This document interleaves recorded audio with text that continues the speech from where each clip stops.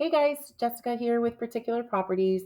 Today I wanted to discuss the notice of default. If you are a homeowner here in the state of Florida and you have missed some mortgage payments, you've probably received this in the mail, and it can be a little bit overwhelming with all the paperwork that you're receiving. So I kind of wanted to go over the notice of default and what it means. And I feel like if you are knowledgeable in what your options are and how to address it, you can feel a little bit better when it comes time to contacting the bank and negotiating the debt. So I want to go over what the notice of default is, how does it work in the state of Florida, what does it mean if you are receiving it in the mail, how does it affect you, and most of all, your options after you receive the notice of default and working those options out with your lender. Okay, real quick, a little bit about who we are. Uh, Particular Properties, we buy houses for cash. We are licensed real estate professionals. We primarily work with homeowners that are facing foreclosure, inherited a property, you've got probate going on, maybe some bankruptcy, divorce, code violations, liens, you name it. We have probably seen it and worked with you. Um, so if you want to learn a little bit more about how we buy houses, I'm going to drop a link to our website down below in the comments so that you can check that out on your own time. But I want to get started on the notice of default and what it actually is. All right. The notice of default is basically a formal letter from your lender telling you that you've defaulted on your loan. It typically arrives after you've missed 3 or more monthly payments. So a good 90 days has gone by, you haven't made a payment, and this thing shows up in your mailbox. It is a serious notice, but it doesn't mean that you've lost your home and you're in foreclosure and your house is going up for auction. It's basically the beginning stages, and the lender is giving you a chance to catch up on the back debt that you owe, or negotiate with them and take action before they actually file the suit. Florida is a judicial state, so basically that means that the lenders have to go through the court system to foreclose on the property. And that notice of default is their first step before filing the foreclosure lawsuit. So even though they have filed this document with the courts, it still means you have like a window to resolve the situation. Um, Once you receive it in the mail, you typically have about 30 days to catch up on the missed payments, or you can negotiate with your lender a prepayment plan, or some other options that we're going to go over in the next slide. But the biggest takeaway from this is to keep that line of communication open with your lender. In no way is it going to be beneficial for you to just disregard the letter, ignore it, don't call them back, don't take charge of the situation, because your options are going to dwindle the longer it takes for you to respond to them. After the 30 days to catch up or to contact them, if they don't hear from you, the lender is going to file for a lis pendens. And this lis pendens is a legal notice of foreclosure, and it starts the legal process. Okay, so how it affects you and your options. So if you've missed the payments, the lender is going to alert the credit bureaus. So that's going to have a negative impact on your credit score. You're also probably going to receive some solicitations via mail, probably some phone calls and texts from everybody from wholesalers to investors to realtors to private money lenders, just offering their services, because now that the list or the notice of default is filed in with the county, everything is public record. Your options for when you talk with your lender, there's actually a few that you can kind of run through. A loan modification is going to be a way you can adjust your loan terms. Sometimes they can make this more affordable as far as payments. It's not going to wipe your debt out. It's just going to kind of spread it out over a length of time so that it gives you time to pay it back. There's a reinstatement.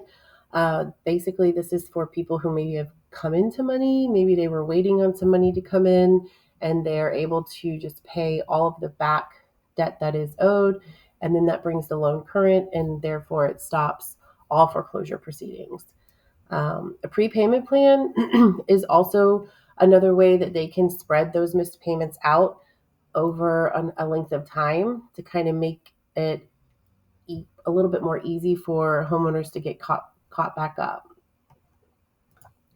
A short sale is going to be for homeowners that have no equity in their home. So basically, if you owe more than your home is worth, a short sale may be an option. This is going to be something that requires your lender to approve. It's not something that you can just voluntarily choose to do. Same with a deed in lieu. That is going to be approved by your lender as well. And basically, what this is you voluntarily return your home to the lender. The con about doing this is you literally walk away with nothing. So if you have equity in your home, this may not be a good option for you because you don't get to walk away with any money. Bankruptcy is another option. I'm seeing an uptick in the Chapter 13 filings. A lot of people are filing the bankruptcy because this is a quick way to stop foreclosure. It does have a lot of consequences, so I highly recommend speaking with an attorney about your bankruptcy options and how it will affect you in the future. Another great option is to sell your house for cash. This is a great option for homeowners who need that quick sale. Maybe you've got some deferred maintenance around the house and you need to sell your house fast. A cash offer is going to be, while not it's not going to be your highest offer, it is going to be a quick resolution to the problem. So we work with a lot of homeowners that, again, who have their house already scheduled for sale. And as far as like with the auction, and they come to us and they're like, hey, we're going to lose our house next month or next week, whatever the timeline is. And we need to sell this bad boy quick. And we'd like to have some cash in our pocket. So selling to a cash buyer is going to be a great option if that is something that that kind of situation you're in. If you have a house that is maybe it's market ready, there's not a lot of deferred maintenance, you've got some time, what doesn't matter where you are in the foreclosure timeline, maybe you're still in the beginning, but even if you have your house scheduled for auction and the house is probably, it could be three to 4 months out of sale, you could still list your house with a realtor. This is going to be best for homeowners who have the time. Maybe they have the money for commissions, to pay the commissions, and they want top dollar. So listing your house with a realtor and putting it on the MLS is going to be your best route if you want top dollar for your house and you don't mind paying the realtor commissions. Okay, the Florida timeline for foreclosure. So again, Florida is a judicial state. So the first step that is always going to happen or always should happen is the sending out of the notice of default. This is just kind of like a flash warning to the homeowner. Hey, we haven't received a payment in 3+ months. If you don't do this, this, and this, and pay this amount or negotiate, we're going to go ahead and file for suit and file for lis pendens. Once you're in the lis pendens, it's kind of considered the pre-foreclosure. So things have been officially filed and they're going to be moving forward. Between the lis pendens and the judgment, there's going to be a lot of back and forth talking between both parties, the plaintiff and the defendant. All of this is public record. So if you want to know where you're at, if you've been filed the lis pendens, you can always log on to the clerk of court within your county or the county that the house is in. You can always kind of see where you're at there. with communications because all the dockets are public record.